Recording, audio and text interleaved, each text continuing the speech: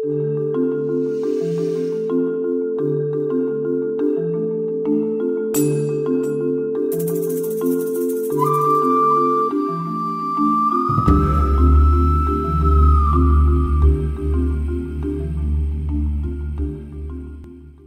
everyone, it's Sabrina, your singing seer here, and normally I am asleep by now, but it's Saturday night and I received an email, and the person that sent me the email seemed urgent about wanting an answer to this question. And although I'm sure that if you do a little bit of research on your own, you could find out the answer to your question. But the question was, why do I have to go back into my childhood to find that point of pain and tap that out and relive that feeling if instead of just tapping happy, positive affirmations and thoughts and things that I would like to, desires that I would like to have manifest in my life. And the reason for that is because first of all, if a traumatic experience or feeling does get trapped in the cells of your body, what's going to happen is that you're going to keep subconsciously recreating a scenario, a scene, a relationship, or an experience that will, you'll relive that pain over and over and over and over again. And you'll swear up and down that it is that person and that situation that's causing you pain. But the reality of it is that it is something that happened when you were a child that is still stuck in your subconscious and the cells of your body, which is then every time that particular button is pushed, out comes the pain, the unresolved issue, and it can be very self-defeating. And after a while, a person with extreme, pain that they're dealing with from their childhood will eventually become very depressed or rage. They will go into a rage, or they'll become extremely depressed. They might start to isolate, and they'll begin to develop a feeling of not being able to trust anyone or anything. And, the first thing I want to tell you is that for me, I trust God. I trust my higher power. I have a relationship with God today that is my own personal relationship. And so my trust, I don't have to worry about whether I can trust someone or not. I trust myself, and I trust what I receive from my higher power. Second of all, I've been tapping for 8 years. So I had to tap for 3 years on some very, very specific painful events that took place when I was a child. And as I always say in every video, I always remind you guys that the memory of that pain is there, but the pain associated with that memory will be gone, and it is a permanent effect. I can attest to that, and it's been my experience with 30 years of metaphysical studies and 8 years practicing emotional freedom technique, which is what I do in these videos, tapping, combination of ancient Chinese acupressure or puncture points and modern psychology. That if you are consistent with this and you are not afraid to go back and look at those boogeymen, those experiences that caused you so much pain, I promise you that if you continue to do that, that eventually you will tap all of those blocks, all of that pain, all of those unresolved issues right out of your body, because I am living proof that it is possible, and you will and can live a free life. Now, let's talk about the ego. The ego is something that is built in to every human being, and unfortunately, I like to say the ego is not your amigo, because the ego, although it is designed to make us feel safe within ourselves, it separates everyone else, and it is I, the ego is I. What it's supposed to do, or what it tries to do, is make us feel safe by judgment. Ego demands judgment. That's right, that's wrong, you're wrong, she's right, too high, too low, because that's what has made us feel safe all these years. That's what you thought that is what kept you safe all these years. The problem with that is it's an absolute illusion, and it's only, your ego will be based on your childhood experiences. I always go back to the childhood, and if they weren't all that great, then guess what? Your ego is going to constantly be on guard, not trust anyone or anything, constantly judging yourself and others.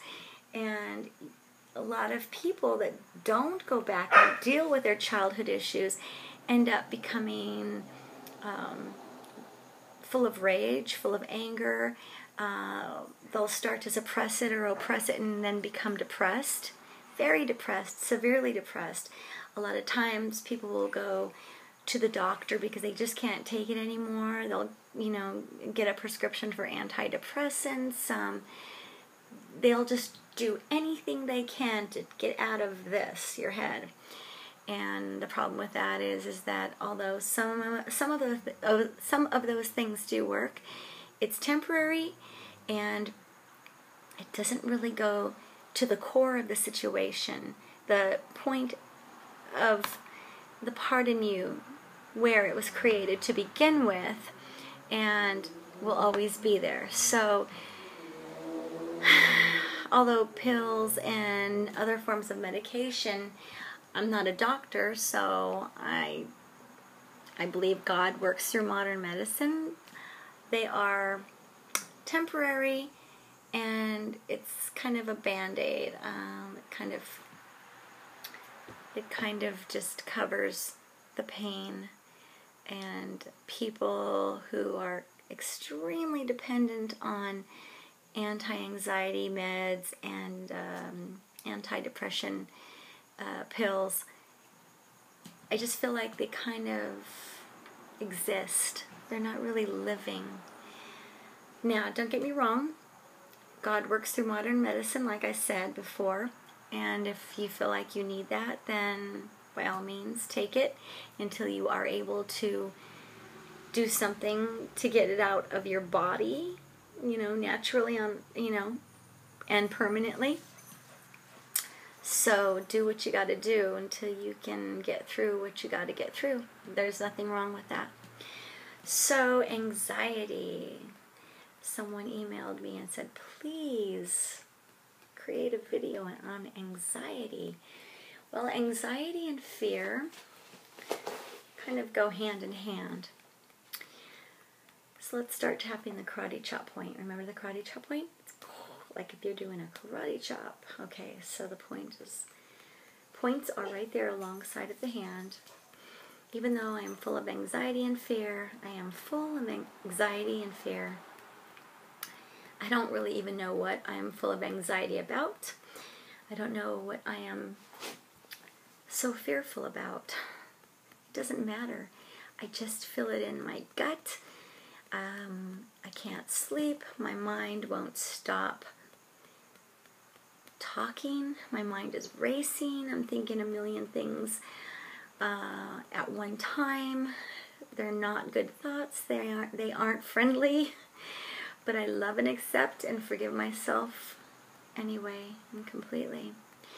Even though I am full of anxiety, and I am so full of anxiety tonight, I'm afraid. I'm afraid of situations and people and circumstances that are beyond my control. And even though I know that in reality everything is beyond my control and the only thing I can control is myself, it just feels bad that I don't know what's going to happen. But I love and forgive and accept myself and anyone else who taught or projected that feeling or thought onto me. It's okay.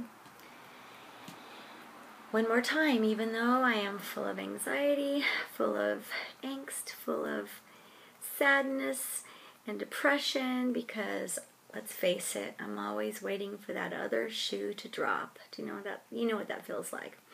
always waiting for that other shoe to drop. So I kind of adopt a self-defeatist, mentality of, why even try? Why try? It's not going to work out. It never works out. And even though I feel that way, I love and accept and forgive myself completely. All right, let's start with the eyebrow point. That's the inside of your eyebrow. All this anxiety, all this pain. Outside of the eye. Anxiety, anxiety, anxiety, anxiety. I don't know what's going to happen. I'm afraid. I've been here before. I hate this feeling. I hate this feeling. Anxiety right under the collarbone. Anxiety and pain. I don't know what's going to happen. I want to trust God, but I don't know how. I want to turn things over. But a part of me is like, what if He's there for other people, but not always there for me? It's a fear that we have. Anxiety right underneath the arm where, I call it the bra strap point. If you're male, then it's just where it would be if you did wear a bra. All this anxiety, all this anxiety, all this anxiety. I am willing to release this anxiety in mind, body, and spirit. Okay, so let's go ahead and do the gamut point. The gamut point is, so if your hand is facing like this, like so, like the palm is facing toward you, turn it sideways and just start tapping on the outside of each fingertip. And just say, all this anxiety. Repeat after me, all this anxiety. All this anxiety. Skip your ring finger, go to your pinky. All this anxiety to the gamut point, which is between the ring finger and the pinky. All this anxiety, this anxiety. Close your eyes really tight. Open them and look sharp to the right, sharp to the left. Roll your eyes clockwise, roll your eyes counterclockwise. Hum happy birthday. Count to 5. 1, 2, 3, 4, 5. Sing happy birthday one more time. Take a deep breath. Relax. Okay. On a scale of 1 to 10, where is this anxiety at? If you find that you're still at an 8 or a 9, keep on going. If you can tap as many rounds as you need to until you get down to about a 2. Once you get down to about a 2, on that particular memory that you thought about, that popped up into your brain, that came out of nowhere, that you wonder, that made you wonder, why did I think about that memory?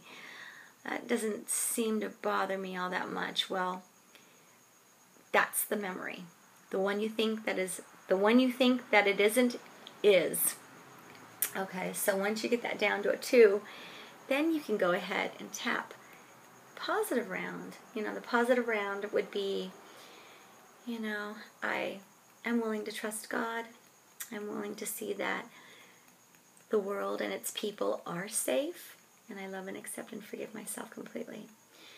I am willing to trust my higher power because it has brought me this far, and if I look back on my life, I see that everything does really work out. It works out the way it's supposed to, and I'm okay. I'm here. Everything is all right. And I love and accept and forgive myself completely. So do that 3 times, and then when you do the round, like I said, once the anxiety is down to about a 2, then you can start tapping, I give and receive love freely. Good things are happening to me every day. My heart is full of joy and gratitude. All is well. I allow good things to happen to me. I see good things happening to me in mind, body, and spirit. So that's basically it. It's not difficult. I use the 7 basic tapping points. So don't give up. Keep on trying. and I'll see you next time.